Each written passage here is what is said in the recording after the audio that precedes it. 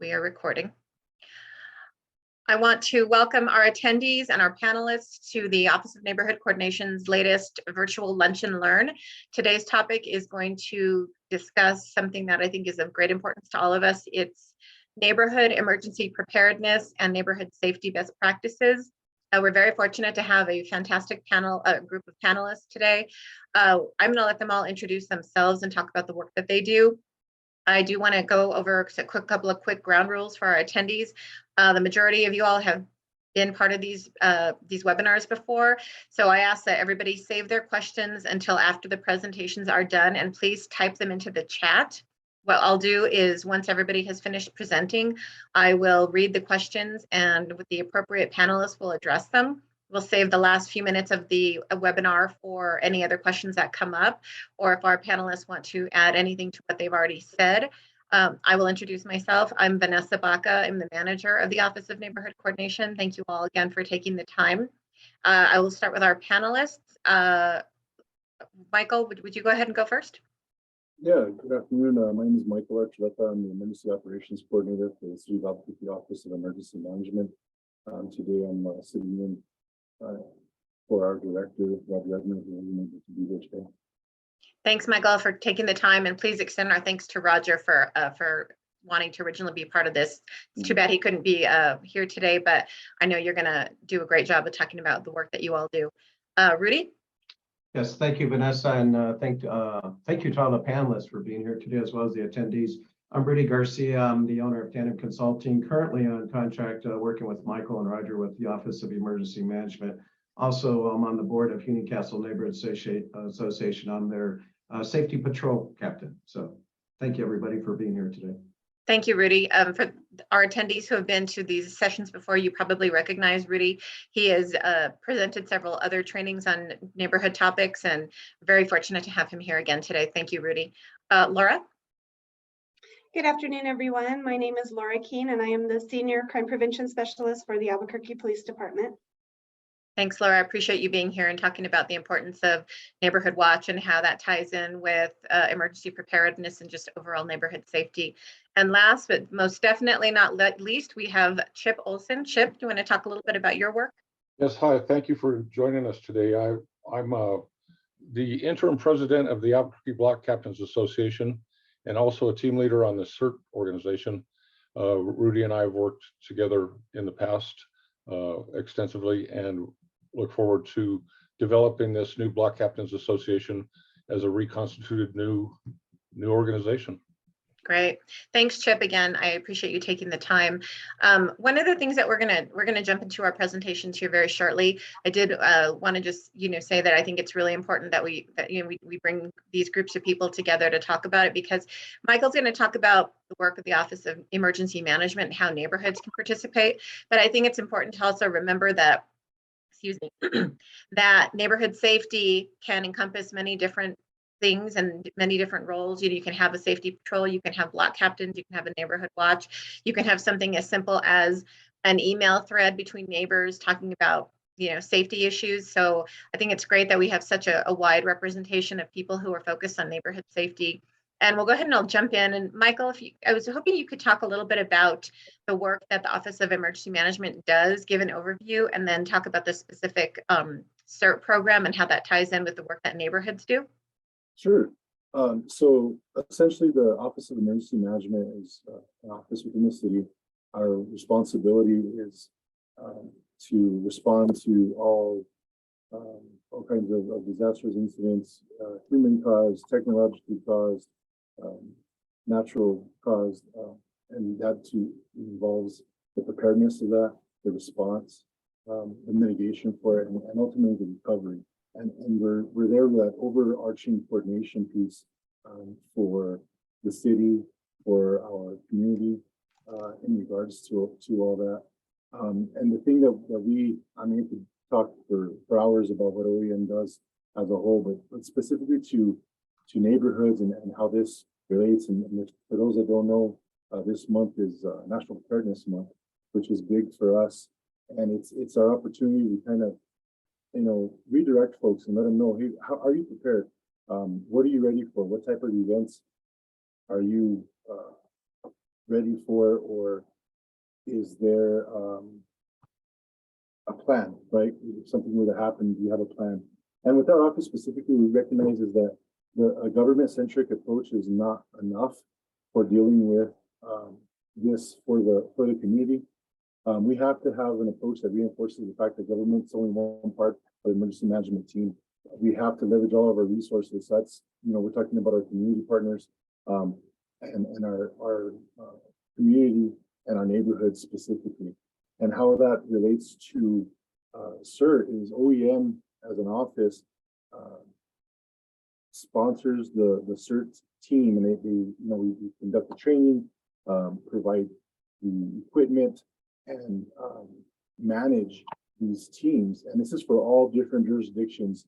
Our neighboring jurisdictions are included in this, and these CERT teams specifically will respond on behalf of the office. And let's say we have our Albuquerque CERT folks, they're going to respond on our behalf, but they can help neighboring jurisdictions if there's a request, and sometimes up to a statewide response if needed. But what we have done now is most recently we're working with Rudy and his company, and we are trying to institute the second phase of a community hub project. And what that's going to do is that's going to involve our CERT members, and it's also taking a look at a more centralized neighborhood approach that is going to involve neighborhood response teams. So again, we have the Office of Emergency Management for the metro area. We've got our CERT members who are community volunteers, specifically to help the response for our office. But then we've got our community hubs and our other entities that are specific to the neighborhoods. I know Rudy's going to get into more detail with that, but that's what we're really looking forward to getting involved with, and networking with these folks. And that, again, that's why, as Rudy had mentioned early on, we've got him on contract, and he's working tirelessly for us to get us to the next level of that. And also at the same time, our our CERT group as a whole, which is the Community Emergency Response Team, that is also being reorganized. We were very active for quite a while. We had a lot of, as everybody experiences, a lot of changes within the office, but I still have volunteers. Like I have one volunteer that is pushing 2,000 hours of volunteer hours, and that is, he started just towards the end of our COVID response. So we're talking maybe under a year and a half ago. That's a lot of hours. I mean, you think about it, and we really rely on our community and our volunteers to be successful in the missions that we do. And I can't stress that enough. And that's pretty much a quick overview. I don't want to take everyone's, the other panelists' time, but that's a basic overview. And of course, this is a painting with a very broad brush. There's a lot that Chip can add, a lot that Rudy can add, because they're active members with us as well. But that's pretty much the nuts and bolts of it. And then of course we'll dive into whatever anybody has as questions. Thank you for the opportunity to present that. Thanks, Michael. I appreciate that. I hope you stay on just in case there are questions from our attendees at the end. But if you feel like you want to mute your microphone or turn your camera off, that's Absolutely. fine. Well, and thank you. I saw some comments that it was hard to hear me. My apologies for that. I don't have any, I've got everything cranked up as much as I know how to. Yeah, no, so that's my apologies if you can't hear me. That's okay. We are recording the session as well, so people will be able to adjust the volume on their end when they watch the recorded version as well. So that's fine. We all have to work with what we have. So thank you for that, Michael. I appreciate it. So that's a really good overview of the CERT program. It's a really valuable program that our neighborhood groups or any individuals can get involved in.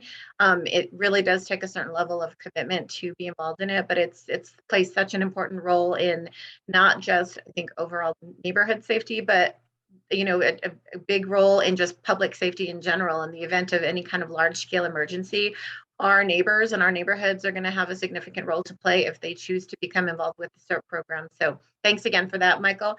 I'm going to segue over now to Rudy.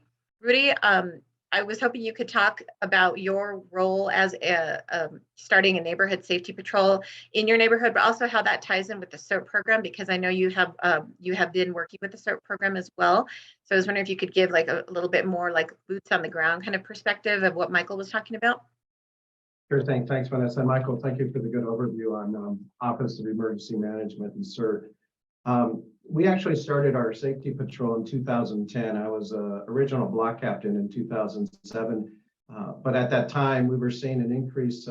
It's probably no different than what it is today, increase in crime. And people in the neighborhood were very concerned about situations occurring within the neighborhood. So at that time, we knew that Pete Galbert was doing training on neighborhood safety patrols. And what makes them different than neighborhood watch is a neighborhood safety patrol really is neighborhood volunteers who essentially patrol their own neighborhood. They are not vigilante. They do not engage. They're more eyes and ears observers for Albuquerque police. And we originally started in 2010 with 5 volunteers, where Pete, actually 12. Pete did our initial training. We are now up, I've been running it now since, so we're going on our 13th year. And we now have about 27 volunteers. And it varies from people who do their daily walks to walk with their dogs who are in vehicles. They all have a vest, very similar to our CERT volunteers. And so essentially what we do with the safety patrol is we are constantly on patrol during daylight hours. We don't patrol in the evening due to our safety and our volunteer safety. I am the lead of the safety patrol, so I'm in constant dialogue with, I can't say enough, and Laura, the crime prevention specialist, you all do a phenomenal job. Laura Trujillo was our previous one, she retired, and we had such a wonderful back and forth dialogue. She was very helpful. The officers that I've worked with, APD officers, have been really superb. And in some cases, even with AFR. But essentially what I do as the captain, I do a lot of the follow-up training with safety patrol members. Each safety patrol member goes through an initial training. They fill out a participation agreement, sign a liability waiver, release of liability. They are given a safety patrol vest with the HCNA safety patrol on the back. They are given safety whistles. And so essentially I'll do a walking patrol with them throughout our neighborhood, teaching them what to look for, what to observe, how not to engage. We are very, very strong and you do not engage. We are not a police force. We are not a, I'll say it again, a vigilante force, because that pops up very often. And I'm proud to say that it has become a good core team for the neighborhood. As I go around the city working with different folks, I find that many people want to volunteer and they want to engage and they want to give back to their communities. They oftentimes don't know how. And this is the best way to do it. On our safety patrol, we have our oldest patrol member is 85 and our youngest patrol member is 16. So there's a good age variance there, which I find really nice. And I'll tell you what's really cool is we actually have our safety patrol members who walk their dogs. We call them our canine units in a very friendly way. So yeah, so their dogs actually you might be giving APD's canine unit a run for their money. You know, we might, because they get a nice yellow vest for the dog that says safety patrol on it. So we really have a good time with that.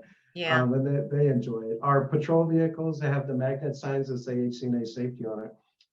And now what we've done is in support of the community emergency response team, I've been, as Michael said, I have been a member, Chip and I have been a member for a long time. I started in 2011. One of the things we're doing now is 2 of our safety patrol members are now CERT certified. They've gone through the 21-hour training that Michael's office OEM gives. It's free training. It's phenomenal training on basic disaster response skills. And so what we're trying to do now is our safety patrols, we're not wanting just to be a crime prevention patrol.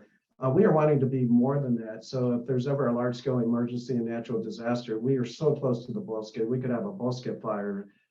Those of you near the mountains, you could have a fire up there. What we're trying to do now is be a support role with OEM by training more of the safety patrol members to become CERT members, so that we can actively engage should the Office of Emergency Management need us in a situation within our neighborhood or within the city itself.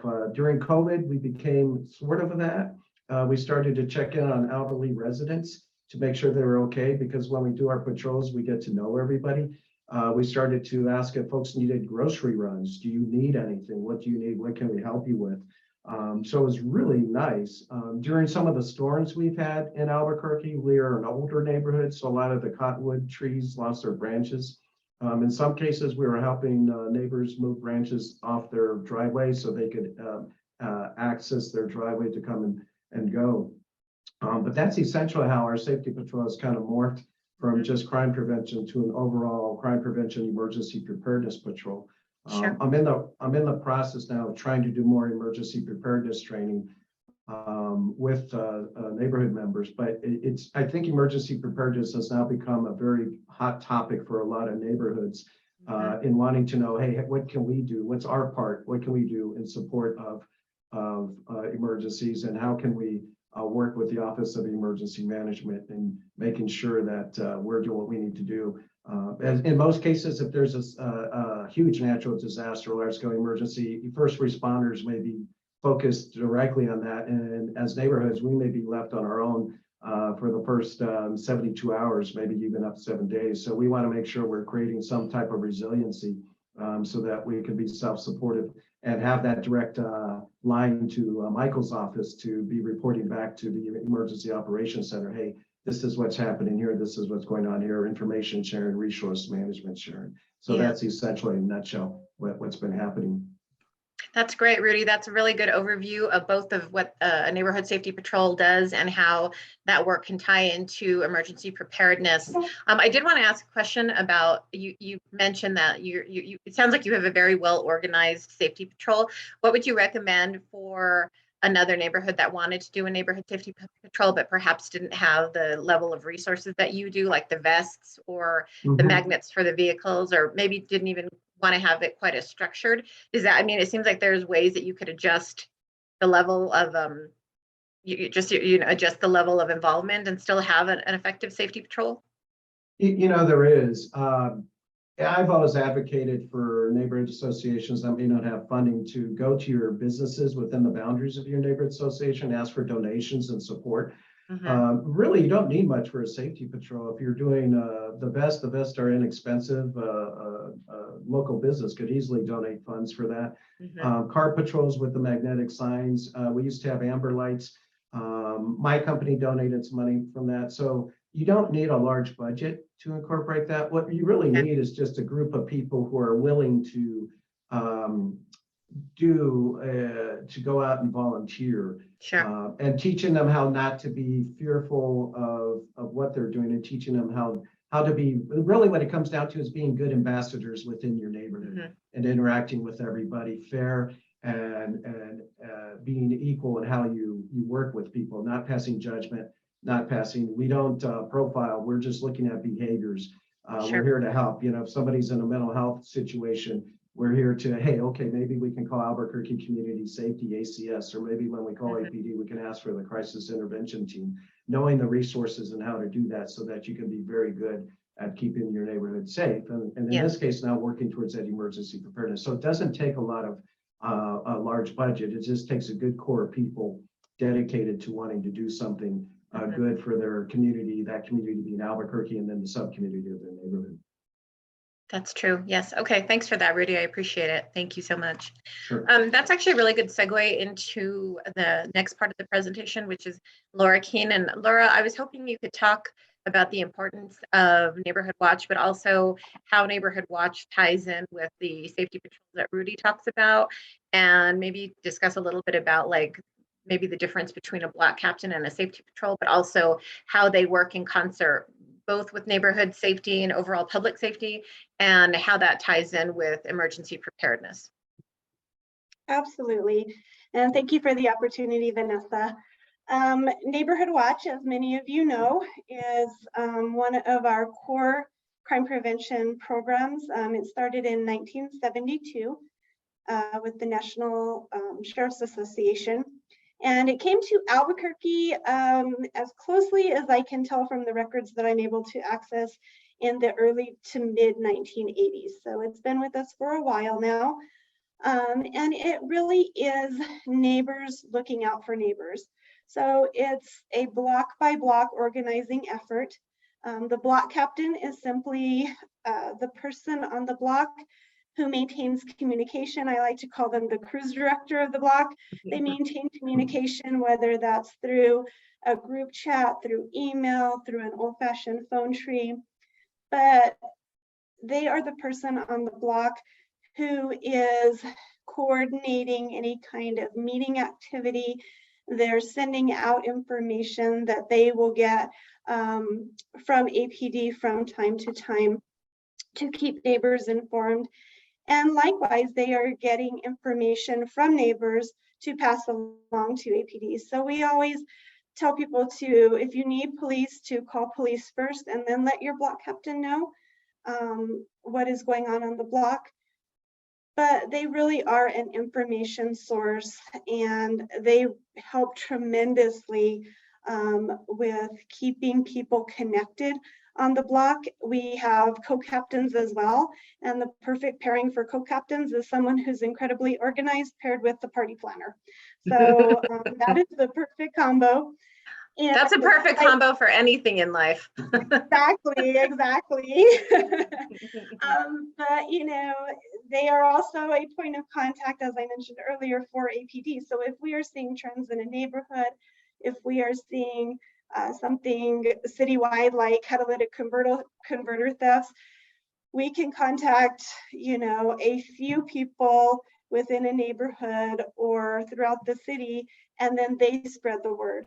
So as far as emergency management goes, if something were to happen, you know, it's a single point of contact that then can spread the word to that block. So it makes it a very efficient way of communicating. So rather than APD having to go to 25 households, we go to the one person who has contact information for the 25 households on that block and get them the information. And as far as neighborhood patrols, as Rudy talked about, it's really very similar to Neighborhood Watch in that we are only asking people to observe and report.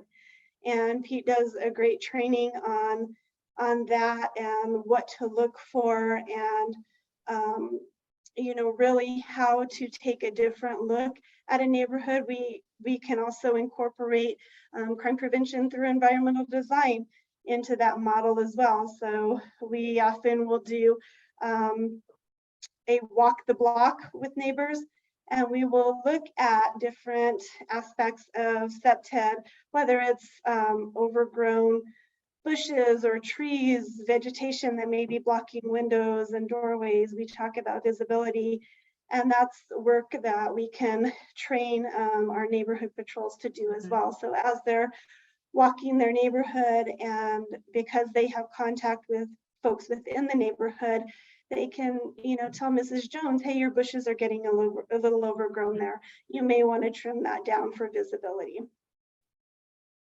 Okay, that's great, Laura. I really appreciate that. And that's actually a really good overview of how a CPTED actually works. I appreciate that. I think it's also a good idea to remind people of the benefits of, and here I'm going to do what I do and plug for neighborhood associations. But I think block captains are a phenomenal and sometimes overlooked member of our just neighborhood teams in general. Like, it's really a good idea. Block captains, if you're not connected with a neighborhood association, even if you don't want to join one necessarily, it's not a bad idea to connect with a neighborhood association in your area, because as Laura pointed out, block captains oftentimes will have contact information for people on a block that perhaps are not part of a neighborhood association. So that's another good way to communicate and share information. You know, block captains are going to have like maybe more of a microcosm of people that they communicate with. And if they connect with the larger community of a neighborhood association, that's just going to increase the reach of the communication. So it's a good reminder, Laura. Thank you for that. I appreciate it. Absolutely, Vanessa. Thanks again, Laura. So I want to take this opportunity now to kind of segue over to Chip. And Chip, I was hoping you could talk more specifically both about your experience as a block captain, and I understand you have taken over the Block Captain Association here in Albuquerque now, and your plans for it, but also how you plan to incorporate the block captain work with the work that the Office of Emergency Management does. And maybe you could give a few like specific details about the specific types of things that neighborhood folks would be trained in if they just did decide to participate in the CERT program? Certainly. Great. Happy to help with that. I've recently been asked to be the help reconstitute the Albuquerque Block Captains Association, so I'm now interim president. And I was asked by Joanne Harris, who's the treasurer of that organization. And that kind of fell apart as the COVID event came on to us. The gentleman who was president was an elderly gentleman, to my understanding, and just resigned because it was becoming too cumbersome. So I see that now as an opportunity for us to expand this in a number of ways that may have not been considered before. Certainly CERT is part of that aspect, and working with the emergency hubs that Rudy and I will be working with as we move forward here. Now, this is not going to be a quick program.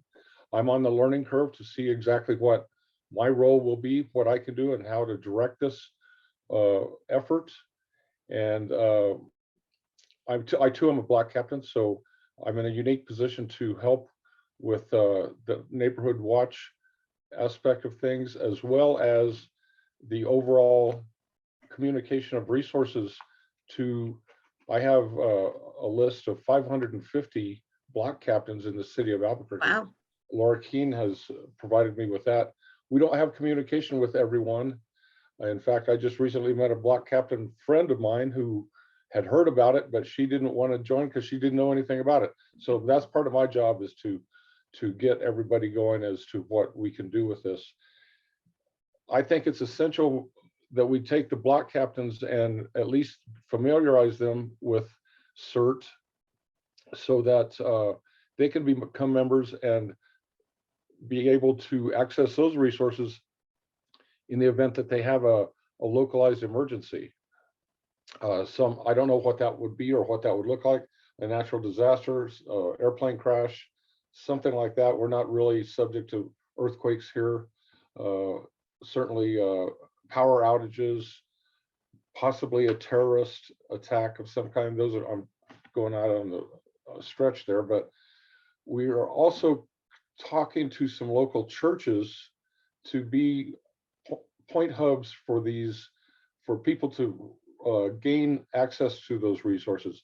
If nothing else, if they can't go to their house, they can go to the church and have shelter, a place to park their car, things of that nature on a very temporary basis, and still have a place to take care of personal needs. And it would be a place for the city to deliver resources so they can access that. So as you can see, there's a number of things that we can do with this Block Captains Association.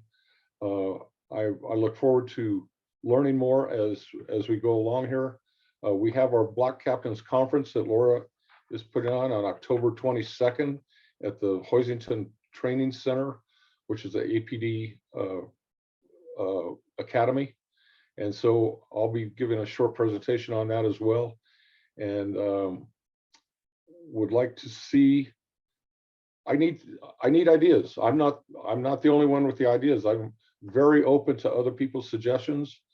I want to make sure that everyone has my contact information as we move forward, and what we can do to enhance this and make it a better organization than it was in the past, or modify it to take on a whole different role. I don't know. We'll see. I'm open to suggestion. So I'm looking forward to others participating with us, and please forward your ideas to me, because I'm open to everything and worthy of discussion. So yeah. Chip, would you mind typing your contact information into the chat for our attendees? That way, if they have questions, or if they, they wanted to, become more involved with block captains, or even with the CERT program, they could, they could work with you to do that. That would be great. Actually, if all of our panelists wouldn't mind typing their contact information into the chat for all of our attendees, that would be great. That way, we can all connect with one another. Laura, you had mentioned that, and then Rudy, I know you do training for neighborhood groups and community groups on how to put together a safety patrol. This is something that this is a topic of training I'd like to focus on probably in the coming year, 2023. with a focus on specifically how people can form a neighborhood safety patrol, whether it's large, small, different levels of whatever resources are available. But also, I think it would be great to combine that with a lot of what you were talking about earlier, Laura, is how to kind of be a good observer. So I just want to let our attendees know that that's going to be a training that's coming up in 2023, and how to specifically form a neighborhood safety patrol, and how to be a good just how to be a good observer, and how to be a good witness to certain things. And we'll likely call on Laura to be part of that as well. So Laura, be prepared. I'm going to be bringing you in. So cool. Absolutely, my pleasure. All right, awesome.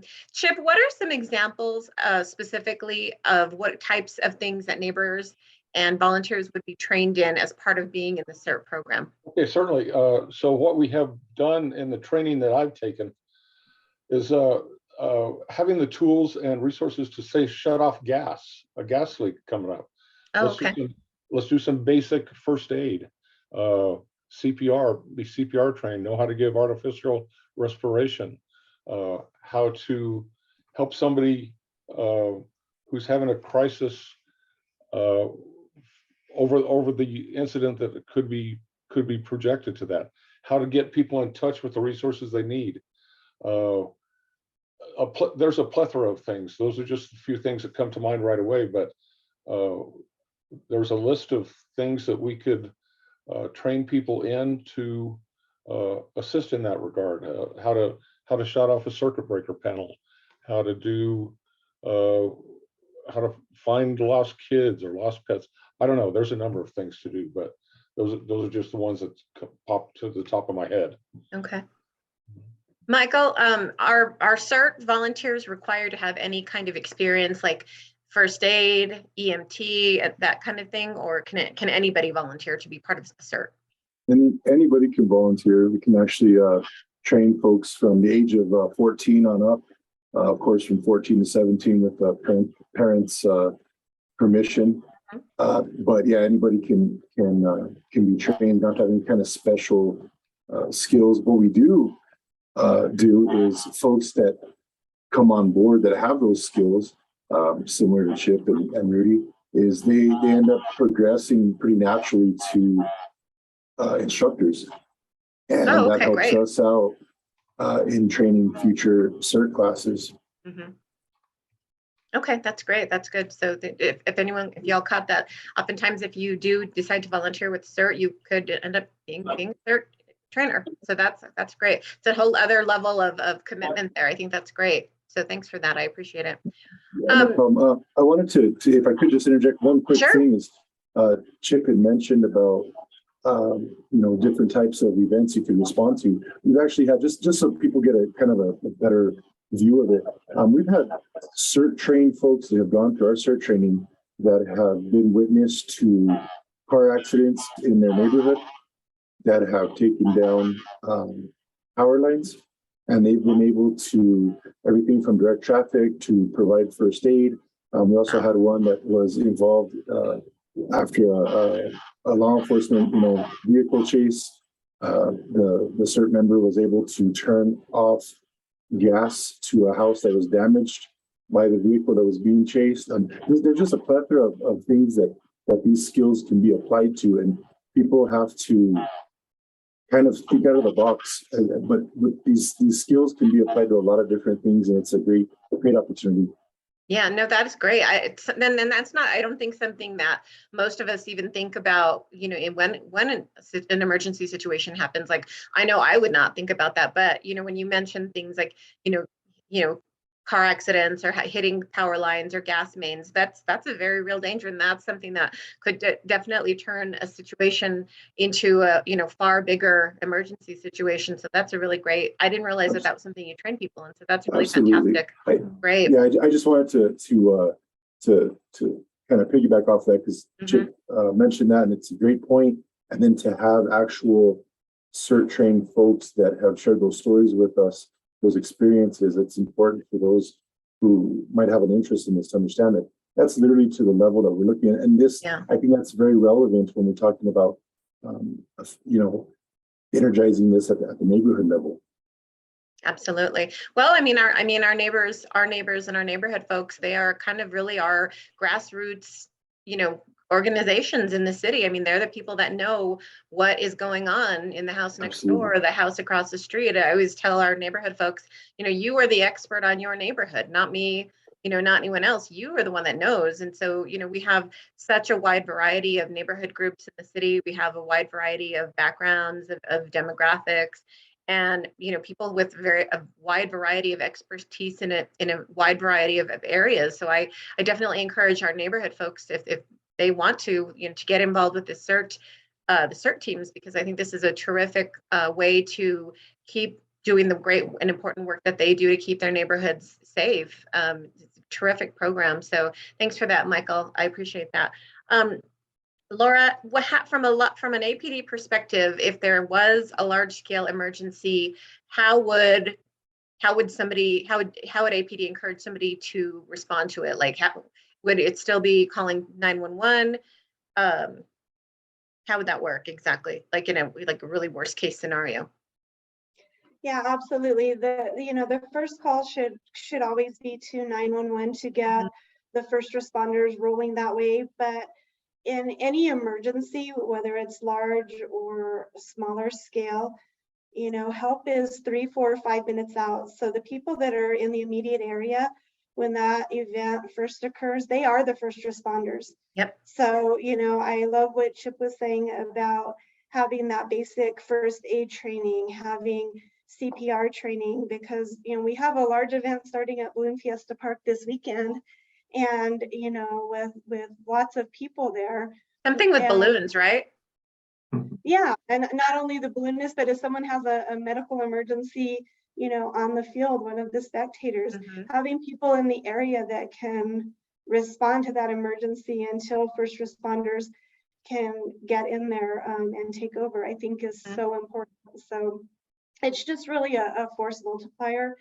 But, calling 911 first, and I think is very important. And, we actually here in the Southeast Area Command, we train with the base a lot on, emergency preparedness and things like that. And Michael, I'm positive your group is involved in that as well. So, it's a constant training process about different types of emergencies, how to respond. But I think it's important for people to remember that an emergency can happen anywhere you are, and especially this year, we've been reminded over and over again with the active shooter incidents that we've had, grocery stores, parades, schools, so we have to be on alert and prepared at any time for something to happen. Exactly. You're right. Rudy, yeah, I'm sorry, go ahead. I was just going to say from a neighborhood safety perspective, what is one thing that everybody can do, whether or not they're in a safety patrol or not? What is one thing that anybody in any neighborhood, anywhere in the city could do to, help keep themselves safe or contribute to overall safety in their area? I think the biggest part is just to become engaged in your neighborhood. Work with fellow neighbor to neighbor. I mean, one thing I was going to piggyback and everybody has said is I think the best thing that CERT teaches anybody, more so than not just the skill-based training, is how to be ready to act and respond. I think a lot of people have a fear of, oh, what do I do? Do I know what to do? And I think CERT gives you that confidence and that foundation to say, I know what to do, I know how to do it, and I'm going to act. Even if you're at a point where your training is at this level and you're waiting for those first responders, you're still acting. You still have that level of thought that I'm going to do something. And I think a lot of neighborhoods, I think what happens sometimes is we're waiting for everybody to do something for us when we can do for ourselves. And we don't have to live in a fearful world of, I don't know what to do. Even if it's nothing more than responding and being there and saying, sir, ma'am, I'm here to help. Help the first responders on the way, but I'm Rudy Garcia, I'm a CERT member, I'm going to help you out here. The other thing I think what I like about whether you're a neighborhood watch or a safety patrol and you're working towards developing CERT members within that arena is that neighbors know neighbors much better than first responders know neighbors. And a neighbor is going to react to you probably far in a much quicker way at letting you help them than maybe anybody else. And knowing neighbors in a true emergency, like right now, my neighborhood, I could tell you, hey, this house, this person's on oxygen. We got to make sure if something happens, we have to come over here. Hey, this person lives alone. They're 90 years old. If there's an evacuation. So knowing that as neighbors is very helpful in any type of emergency or crime situation. The other thing I think that happens with us is that I become the conduit for people calling and saying, hey, Rudy, did you know this is happening? Or hey, Rudy, what's the information on that Bosque fire? And so I'm able to relay information. Nice thing about CERT is that if we're working with Michael's office and something is happening, having that relay of information is very important to be able to relay. I find that neighborhoods just like to know the information. Give me the information. Tell me what to do. I just need to know, hey, what kind of resources do we have? So I think more than anything else, neighborhoods getting engaged, sharing information, working together versus against each other, and being part of a bigger team rather than little teams and fighting amongst each other. It's more of that camaraderie of, Sure. hey, we're in this together. There's a disaster here. Doesn't matter who you are, what you look like, or what you speak. We're in this together. We're going to do it together. Absolutely. That's a good reminder. And it's, something I think we should all remember is that, when we are working in these groups, and particularly when there is, God forbid that we ever have a large scale emergency, but if the time ever did come, it is important to remember, we all want the same things. We want to be safe. We want our families and our homes to be safe. We want our neighbors to be safe. So very good perspective to keep in mind when you're, working toward that, Rudy. Thank you for that. I appreciate it. Chip, what has been your specific experience working with the CERT program in terms of, have you had to actually respond to any type of an emergency situation as a volunteer? You're muted. No, as a matter of fact, I have not participated in anything. Nick Zubel was the gentleman that I worked with most extensively. He's moved on to other activities within the city, I believe, but he was very helpful in getting me trained to the point that I could help train other people. Mm-hmm. I was a member of the disaster medical assistance team back in the day, about 30 years ago, and John Gaffney was one of the directors of that activity through the New Mexico School of Medicine at UNM. I know him because I used to work in emergency response myself at the state. So I remember him. I remember when the DMAT teams were activated to go to Hurricane Katrina. Right, exactly. Yeah, I remember that very well. And then I've worked as an EMT with Rudy at the state fairgrounds. That's where most of my experiences come from. We've done everything from band-aids to gunshots, and helped the police wrestle evildoers to the ground, if you will. Whatever else. Some people may not know that there's a jail cell on the state fairgrounds. I didn't. Yeah.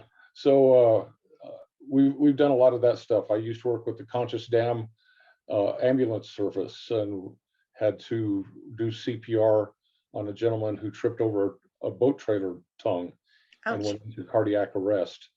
And we were able to save him. He finally shipped him to Amarillo, and I think he was an elderly gentleman. I don't know if he's still with us, but that was a interesting experience. Mm-hmm. And so I helped get an emergency medical effort at Sandia National Labs with Dr. Clevenger, is who I proposed that to at the time. And that turned into a much bigger effort than what I even envisioned. So that was one of the things that I helped get going to help the laboratory, because they would call an ambulance and try and get on base and find out where Sandia Labs and what laboratory you're in, things of that nature. These people were specifically trained within the laboratory complex. So it worked out to be a very good thing. And that a lot of people came from AFR to participate in that effort once it got going. So my experience has been a lot of organization, but I've also done in the boots on the ground thing. So, and have had a lot of experiences. I've got lots of funny stories, and some tragic and some not so pleasant, but that's just the way it is. Yeah, that makes sense. I think anytime you're working in any kind of, first responder response capacity, you're always going to have that that experience. You're going to have the funny stories. You're going to have the ones that break your heart. So, I understand that. Thank you for that, Chip. I appreciate it. Sure. Vanessa, can I pipe in just real Absolutely. quick? And Michael can add to this. The nice thing about the CERT program is it's not just being activated for emergency situations, but we do like Firewatch on the Bosque, along the Bosque during the 4th of July, the week before, the week after. So there's a lot of outreach type events where you're called out to do those kind of things. And what's nice about that is you have your CERT vest on. We haven't talked about the uniform of sorts, but there is a CERT vest. There's a wonderful CERT bag, which I have here and I can show it later. But after you complete that training, you'll get that CERT bag filled with good emergency tools and support. But when I was doing Firewatch on the Bosque, it was wonderful because people would stop and say, what is this? And I would be able to educate them not just on CERT, but the safety of not smoking in the Bosque, not starting fires in the Bosque. So it was a good educational outreach from that perspective. And Michael, I mean, CERT's done a lot of other things of setting up tents and reaching out to people. We were at National Night Out. So I know you could speak more to that in regards to other things that CERT does aside from just the emergency activation of CERT teams. Yes, we've used Cert Volunteers for a multitude of things. Some are not aware, during the height of COVID, we had a federal vaccination trailer that was on site in the city, in the metro area, and it was moving around every week to different locations. I utilized CERT members to facilitate moving that trailer from site to site, setting it up, tearing it down. Again, hundreds of hours of volunteer time on that. Most recently for the Bosque, the fire up north in the San Miguel County area. We activated CERT members to man our community hub. Our community hub, this one was located at John Marshall Health and Social Service Center. We had CERT members there that were facilitating, getting community members that were coming, to get resources. CERT members were there manning the tables and receiving these folks. So there's a multitude of things, but one thing I do want to add is anybody who's interested in any kind of training at all, and I really do like when you're able to get young people involved in this too, because they they're going to be able to assist other folks, and it's a lifelong skills, some of the skills they can keep for their entirety of their life. But one of the things is it really empowers people. We kind of touched on that before. Is they know that they can help. And one of the things anybody that has deals with response, and we're talking about, everybody knows when an emergency happens, helps minutes away, when seconds count rather, helps only minutes away, right? So we want people to be able to have these skills so they can help their neighbor, their friends, their family. A lot of times, these folks that learn CPR for the first time, it's actually family members and loved ones that they are able to utilize these techniques and actually save lives. And the other thing too is having a plan. Again, training is a big part of what we do. OEM, I mean, everything from training to public outreach, but we have to let people know about preparedness, how important it is, because anybody who has a training background knows, the body won't go where the mind hasn't been, which what means if you haven't thought about it, if you haven't trained on it, you haven't practiced it. Laura mentioned, the training that happens in the Southeast with the labs. It's very important, and I think this is a huge opportunity to get the neighborhoods involved in this, because it could be something as simple as preparing your neighborhood. What happens when the roads get cut off, right? What do we have that we can do as a neighborhood to be as resilient as possible in that event? How are we getting those needed resources in and out? If somebody like Rudy was talking about, knowing what neighbors are on oxygen or whatnot, what's our plan for those folks if we have a power outage? Who in our neighborhood has generators and has these plans and has these types of resources? Anyway, I can go on, like I said, on and on, but this is one of those things where I just really, really encourage people to get involved with this, because we really can, if nothing else, we will just bombard you with information. Our website does it, our Twitter, Facebook, the whole 9 yards. But that's what we're about, is pushing out that information so that people can be as informed as possible for preparedness.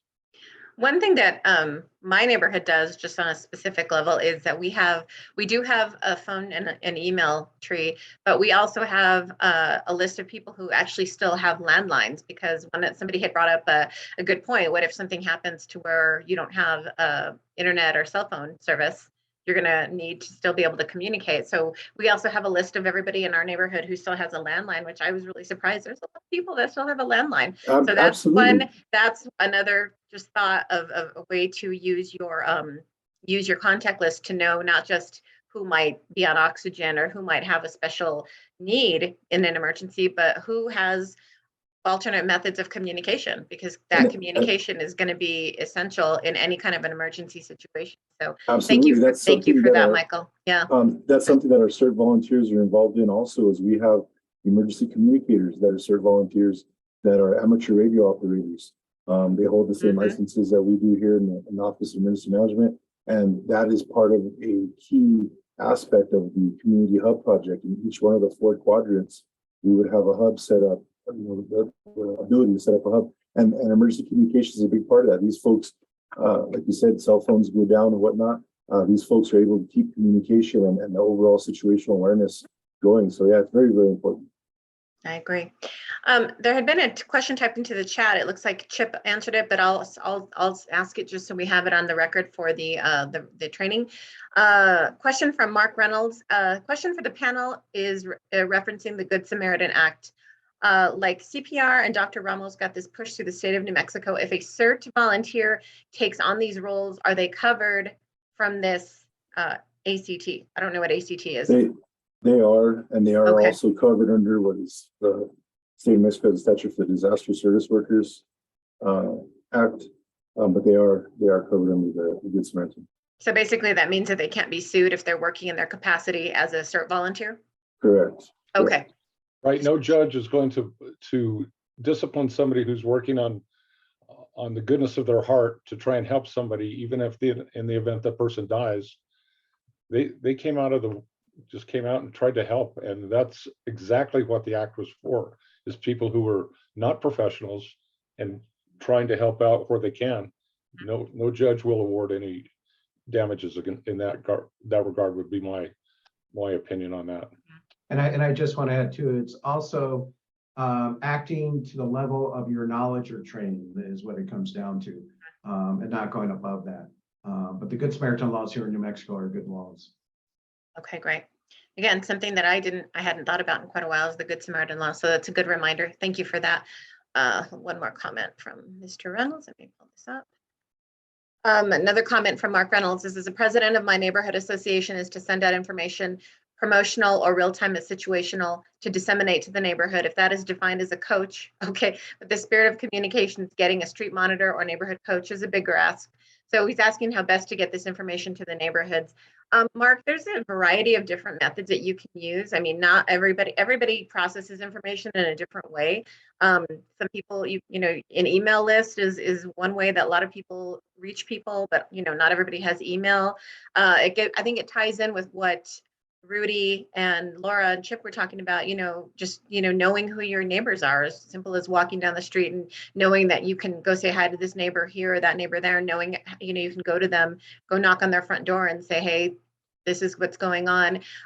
We do live in a time of technology. So I always advise people to utilize that technology we have in place, but I don't think anything really can replace that face-to-face communication and contact. So face-to-face communication is always good.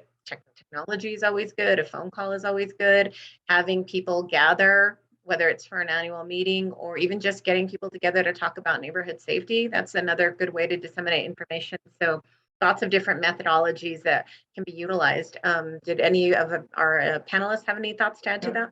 Vanessa, I just wanted to add, when it comes to emergency preparedness, and Michael can talk to address it, it's the Abq Alert. It's a nice way for neighborhoods or people to add that to their phones. Michael, I think that's on the website that people can sign up for it, correct? It is, and we actually just had meetings this morning with the APD's Real-Time Crime Center that APD is going to be putting out, specifically their department's going to be putting out information to the public information officer in the near future. in It's called regards ABQ to, Alert. yes.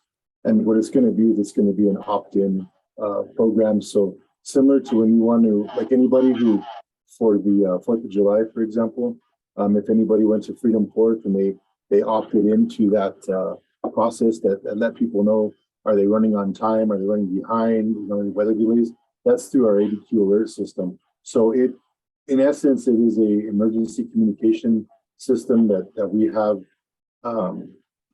access to push out emergency messaging, but we also have an opt-in function, and that opt-in function to it is what I'm referring to. And all of our different, like what is the other city transit is using it right now. So if the bus lines are running behind or whatnot, people can opt in for that. But yes, you can get to that link through the City of Albuquerque website and emergency management page. I went ahead and I typed it into the chat so everybody has it. What I'll do is I'm going to send an email out after this to all of our attendees with our contact information for our panelists. I'll include the link for ABQ Alert, and then actually I'll start putting it in my weekly e-news as well so people can sign up. Yes.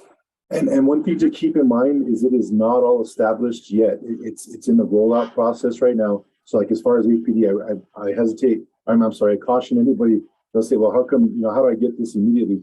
I literally just had an operational meeting this morning to discuss them rolling this out for, it's a different phase. It's a multi-phase approach. Sure. And the first phase is going to be in and around schools in the event of emergencies, so that the neighborhoods around those schools, folks that want to be notified can opt in, and they can be notified. So that way, when there's a lockdown, shelter in place, or we're not issued within the school, the neighborhood, if opted into this notification process, they can be aware of what's going on and take direction and notification directly from the real-time crime center. So it's all in the process, but there's other city departments that have already been using this for several months now. It's been very, very effective. We're going to be using it for the Moon Fiesta as we do all our large events, but I just wanted to make sure that that's the explanation of it. Yeah. Alert, and like you said, you put the link on there, so thank you for that.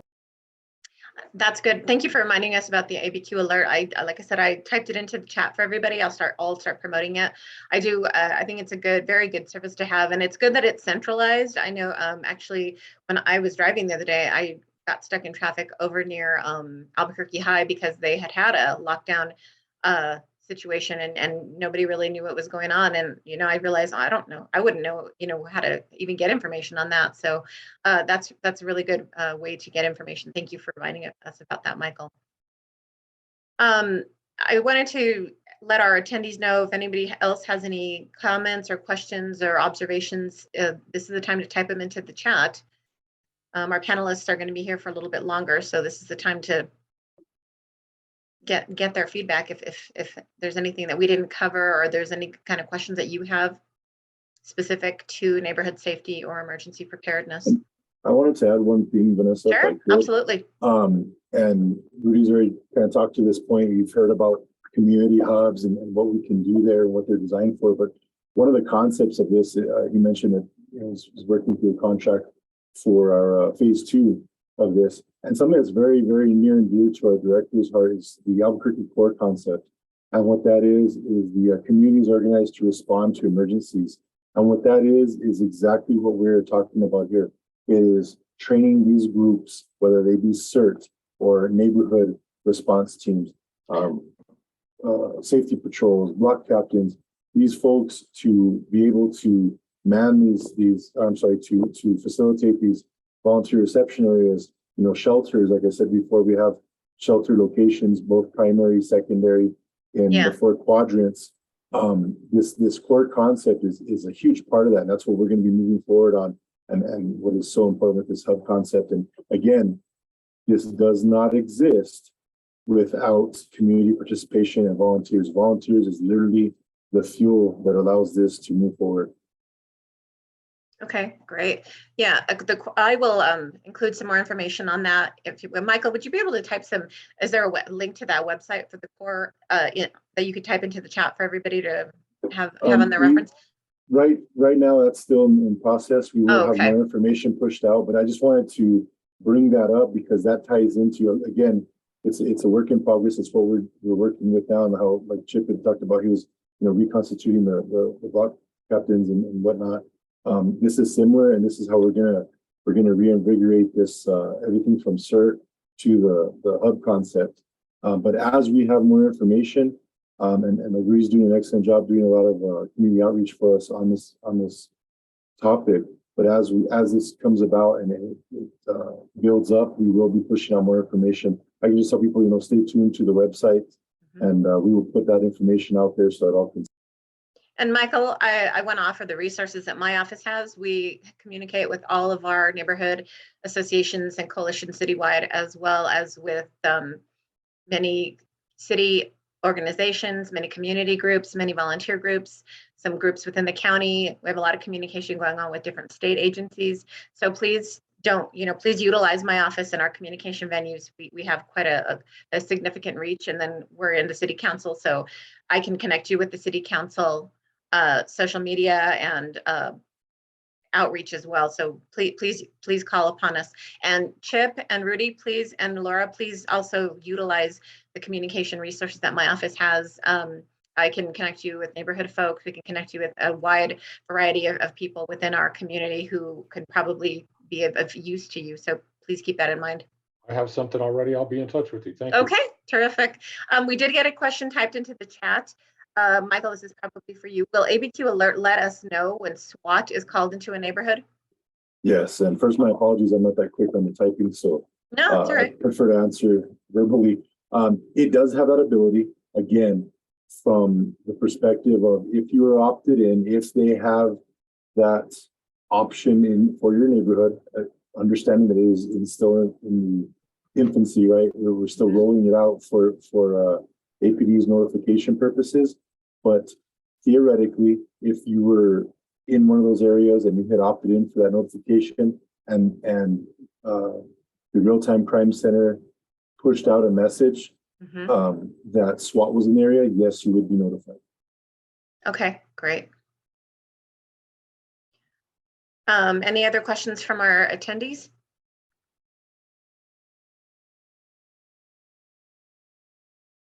Mark, are panelists available? Yes, they are. We've had several trainings previously where neighborhood folks were actual panelists. So yes, that is. Are you volunteering, Mark? Mark and I used to work together at UNM, and he's now retired. So Mark, I think you're going to be like Chip in the sense that your retirement is not going to really be retirement, because you're going to be taking on a lot of stuff. I'm gonna utilize you, Mark, as our neighborhood panelist. So you don't know what you just opened yourself up to. And then we had one more question. Selena Sanchez asked, I think this is for Michael. Michael, when is the next CERT class? So we have one tentatively scheduled for as early as November. If that doesn't come to fruition, we're having some logistic challenges with that. If that doesn't come to fruition, we're going to have something early next year. But I highly recommend, if you have an interest in this, especially now we put this out there, send me an email to the email that I posted earlier, and let me know that you're interested. I will put you on a waiting list. We have a waiting list going back to the ending of our last class. There's a lot of interest in it. It's just it's been a challenge for our office because we're still trying to get a lot of positions filled, and the CERT coordinator is one of them. So, but anyhow, yeah, we're like I said, as early as possibly as early as November. But if nothing else, absolutely, the beginning of the year we'll get this going. That's great. I think there's going to be a lot of other people who are interested, Michael, so that's terrific. And, unfortunately, the Office of Emergency Management is like every other city agency right now, understaffed. So we're just trying to, play catch up with as much as we can. But that's fantastic. That's fantastic that there's so much interest in it. And like I said, please utilize my office to help spread the word. I'm happy to share the information from your office, Michael, as often as you'd like. So. Okay, if there are no other questions from our attendees, I wanted to come back to our panelists and see if there's anything anybody wanted to add. If there's anything maybe that I didn't cover that we should add to this discussion, this is the time to do it. So any block captains out there or people interested in that, please reach out to me and let me know what questions or suggestions you have. so I can do my job better. We're in a very unique position here that we can do a lot of stuff, and everybody's ideas count. So please contact me. Chip, my office has a weekly e-news that goes out to all of our neighborhood associations, all of our coalitions, many homeowner associations, and many other members of the public. We have a pretty large following with it, so I'm happy to put anything from your block captain association in it. Happy to share whatever I can. Thank And you. Laura can tell you, I've worked with her and the other area commands and crime prevention staff pretty extensively. Public safety is a big area of interest for my office. We want to really encourage our neighborhoods to do as much as they can to keep their neighborhoods safe. So, please, like I said, please do utilize me for any kind of assistance or communication that I can provide. I appreciate that. I will be touching base with Penny Ho with the Neighborhood Watch and Safety Great. Advocates, and with Don. She's in the audience, so hi, Penny. She is. Hi, Penny. And with Don Couchman of the Academy Hills Neighborhood Association, just to mention a few, and hope to expand that contact list as we move forward. Okay, terrific. There's one more thing typed into the chat. Somebody had talked about Smart 911. Terry, I believe it's Smart 911. I'm not sure what it is. Can the person who typed it into the chat give a little, maybe just quick overview in the chat of what it is? I can also look it up while we're here. Smart 911. Hang on one second. I can answer that. Oh, okay, great. Save some time. So it's another messaging system. It's another way, but that you're able to compartmentalize your neighborhood, your home.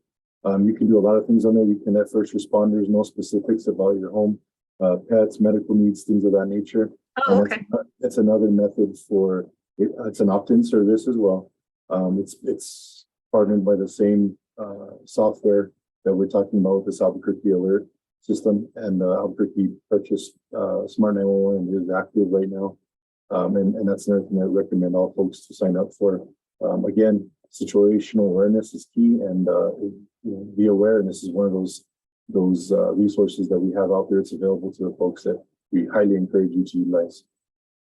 Okay, great. Thank you for that, Michael. I appreciate that. All right. Well, I think we have come to the end. Go ahead, Rudy.